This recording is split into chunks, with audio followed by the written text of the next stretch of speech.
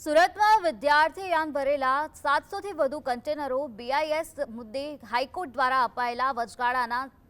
સ્ટેને કારણે હજીરા અને મુન્દ્રા પોર્ટ પર અટવાઈ પડ્યા છે, જેનાથી સ્થાનિક વેપારીઓ મુશ્કેલીમાં મુકાયા છે. તો વિદેશી કંપનીઓ પાસે બીઆઈએસ હોવાનું અનિવાર્ય હોવા છતાં નિયમ અમલીકરણમાં મળેલી છૂટછાટ પર કોર્ટ રોક લગાવતા કસ્ટમ્સ સત્તાવાળાઓએ આ જથ્થો સીઝ કર્યો છે, જેના પરિણામે વેપારીઓ પર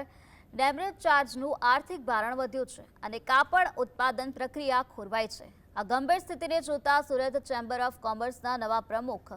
અશોક જેરાવાડાએ સીબીઆઈસીના ચેરમેનને પત્ર લખીને આ કન્ટેનરો ઝડપથી મુક્ત કરાવવા રજૂઆત કરી છે.